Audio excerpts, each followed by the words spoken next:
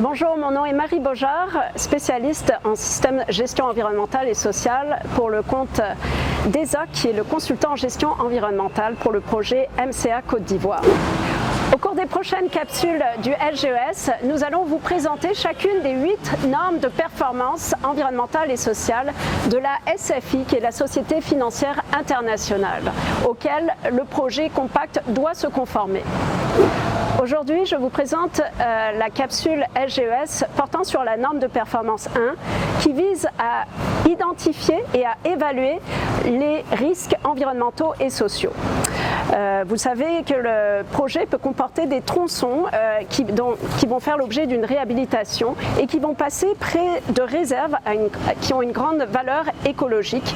C'est le cas notamment des 8 km de la voie express Yopougon qui longe le parc national du Banco, qui est le poumon vert de la ville pour les Abidjanais. C'est un parc qui a une grande importance. C'est pourquoi il est important d'évaluer les impacts que le projet pourrait avoir sur ces espaces verts, de même que sur les communautés ou sur les travailleurs. Et c'est l'objectif de la norme de performance 1. Les autres objectifs de la norme de performance 1 sont également de maintenir un dialogue constant et ouvert avec les communautés affectées par le projet et les autres parties prenantes. Également, un mécanisme de règlement de griefs doit être mis en place pour recueillir les plaintes, les griefs ou les demandes d'information des communautés et des parties prenantes. Pourquoi est-il important de faire l'évaluation des risques et des impacts négatifs qui peuvent avoir lieu autant sur la communauté, sur les travailleurs du projet, comme sur l'environnement? Eh bien, tout d'abord, il sera important d'établir des axes de travail prioritaires en fonction de la gravité et de la probabilité des impacts négatifs sur la communauté, sur les travailleurs comme sur l'environnement. Également, cette évaluation va permettre d'établir des plans d'action concrets, des solutions qui vont être mises en place pour essayer dans un premier temps de réduire ou d'éliminer complètement le risque quand c'est possible, ou lorsque cela n'est pas possible, tout du moins d'atténuer ces risques.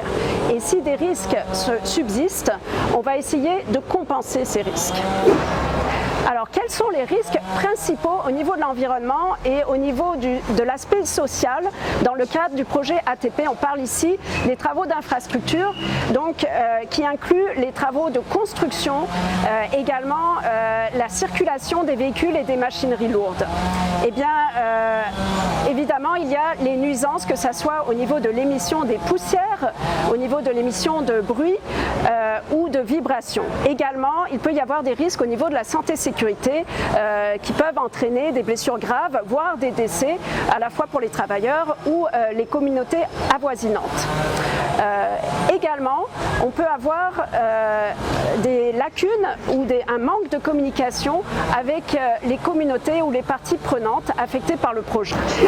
Ces mesures d'atténuation vont être géolocalisées, géoréférencées et vont être reprises de manière spécifique et concrète par les plans de gestion environnementale et sociale de chantier des entrepreneurs, ce qu'on appelle les PGEAC. Également, un suivi rigoureux et serré sera effectué par l'ingénieur de supervision tout au long du projet du Compact. Nous verrons dans les prochaines capsules SGES les 7 autres normes de performance et également d'autres exemples de mesures d'atténuation ou de plans d'action pour pallier à ces risques et impacts. Merci.